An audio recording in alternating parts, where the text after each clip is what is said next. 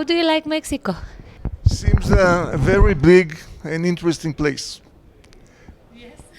I heard pretty much about Mexico. Unfortunately, within my traveling all over the world, I haven't had the chance to visit Mexico up till now. Now I have the chance and I'm happy. The Mossad is one of the best intelligence agencies in the world. What makes it so efficient, and what is its role in Israel's survival? I would say that the people that are working in Mossad are the secretaries of the organization, which means that each one of them feels that the security of Israel and the security of the Israelis is really lying on each one's shoulders. Everybody is very much committed, everybody is very much serious about what he's doing, and everybody is feeling that he really has a contribution to the security of Israel. This is, for me, the first and most important part of the answer. I think that security means two things. It means intelligence, good intelligence, that afford you to know in advance what kind of threats you might be facing, and of course, a very efficient and relevant reaction force, which is the IDF. So I think that the combination of the very good intelligence capabilities of the Israeli intelligence, together with the efficiency of the Israeli defense forces, brings about 60 years or more than 60 years of success, protecting the country on a daily basis from many, many, many types of enemies. How did you get to serve in the Mossad? As everything in our life, I got to serve in Mossad in a kind of, I would say, coincidence. I was in the army. I was a commander of a tank battalion. I left the army, and somebody heard about me, asked me if I'd like to examine myself for a very luxurious and prestigious service. I didn't know that this is the Mossad. I tried a 1 year long process of aptitude test, and finally I got inside. That's the only. Why? Why did Well, I have to tell you something. I am from the generation of the 73 war.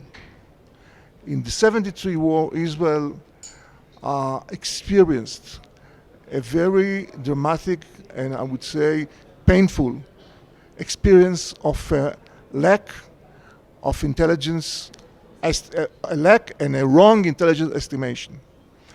Everybody was in that experience. I was young soldiers at this war.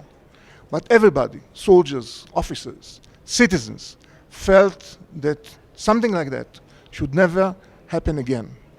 So when I grew up a little bit and I left the army, I found that it's very, I would say, important for me as an Israeli to serve in the Israeli intelligence and to let the Israelis the possibility not to get into another experience like the 73 war.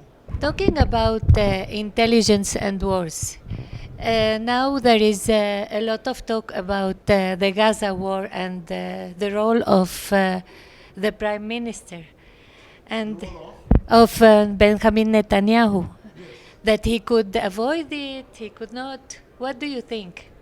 I think that as long as Hamas, on one hand, does not accept any possibility of peace with Israel, any possibility of recognition of Israel, and at the very same time, getting more and more long-range and medium-range rockets and missiles, which put the central parts of Israel are under danger of missile and rocket launches against civilians, which happened in the last two wars in Gaza. I think that we can speak about the operation, but to me the most important thing is that Hamas is a very, very harsh enemy of Israel with this ideology and with this weaponry, which partly is getting from Iran and the other elements, and waiting for an opportunity to put Israel into a kind of, I would say, unpleasant security situations. What do you need to be a good spy? Well, as I told you, the secret is the people. We are looking for intelligent people, very flexible, very social, very quick, with very quick reactions. Uh, uh, that's it, more or less. But There are no James Bond in Mossad if you're looking for them. There are ordinary people that are doing an extreme, excellent work for Israel. Everybody who passed the operational course of Mossad, the operational 2 years of training of Mossad, is intelligent, is quick, is sharp, is strong, he can bear pressures. Of course, we are having the best people of Israel. what are the main challenges related to Israel's intelligence today? I think that number one challenge of Israel by now and in the last couple of years is Iran. Iran is a huge, very, I would say, very capable country with a large population of scientists like Israel. They're building up a huge apparatus of military and security forces. They are saying that Israel is their number one enemy. They have long-range missiles from a very advanced type. They have possibility to produce a nuclear weaponry or a nuclear device. So for Israel, for sure, Iran is the number one challenge. The number two challenge in my eyes is the different types of the modern terrorism. We're speaking about ISIS, which is not a direct threat to Israel, but we're speaking about Hamas that we already mentioned. We speak about Hezbollah, which is a huge organization sponsored and built and trained by Iran. It's not anymore an organization, it's an army with a huge arsenal of rockets and missiles. So on the second level, underneath Iran, I would say that terrorism with Hezbollah on the top of that is our second major challenge. And the last one is, of course, is the political, I would say, geopolitical challenge of the Middle East. The Middle East is dismantling. There is no Syria anymore, there is no Iraq anymore, there is no Yemen anymore, there is no Libya anymore, and Israel has to live in this area.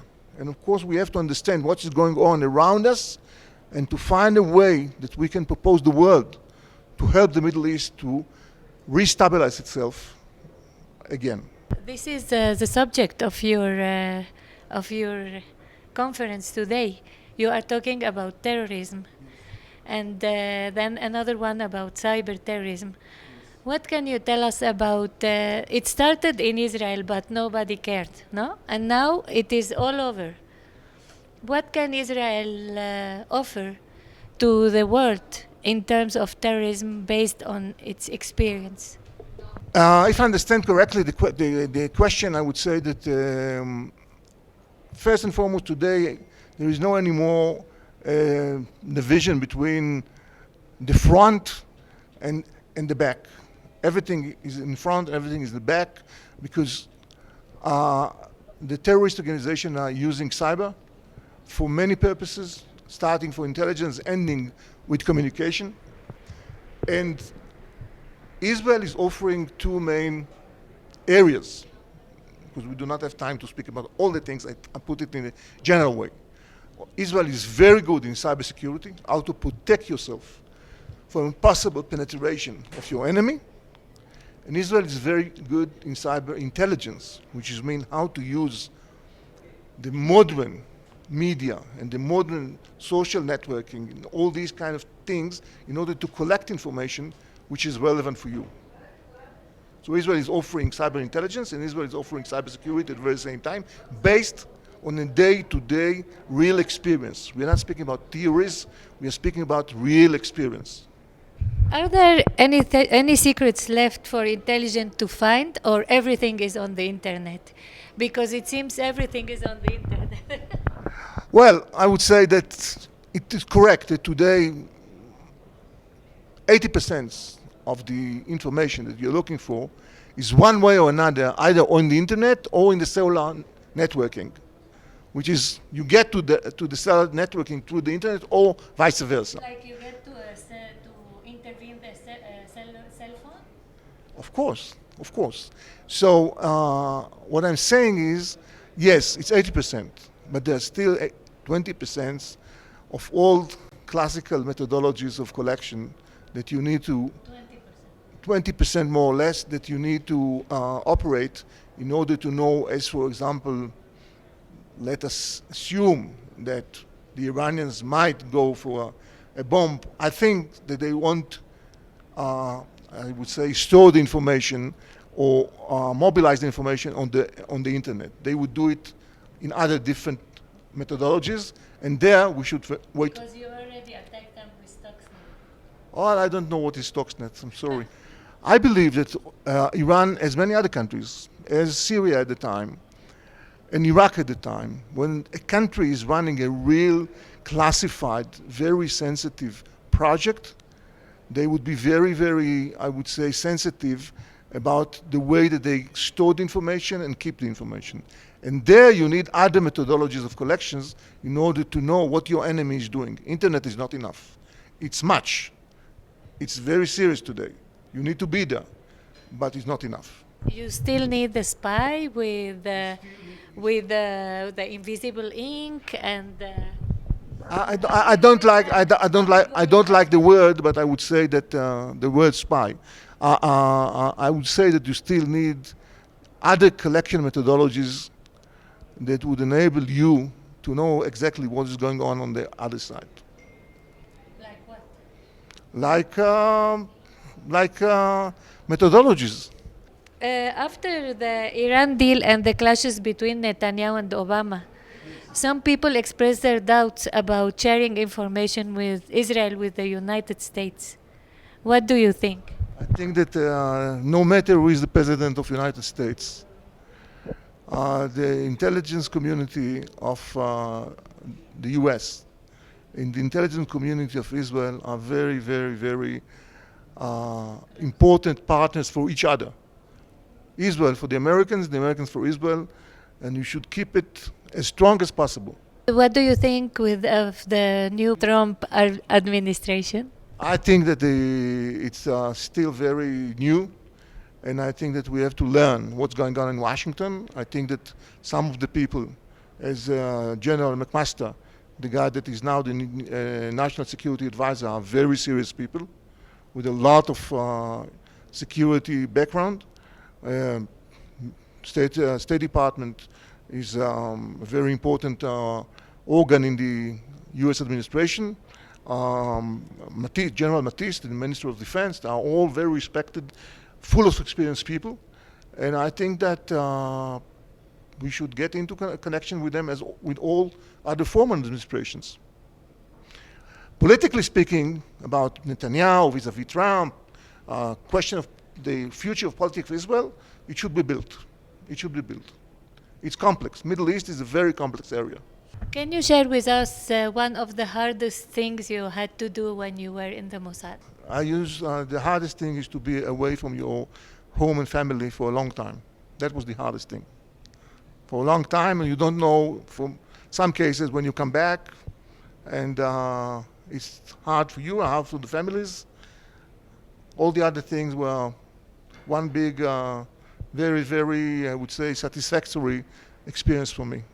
What is new about the terrorism and the counterterrorism today?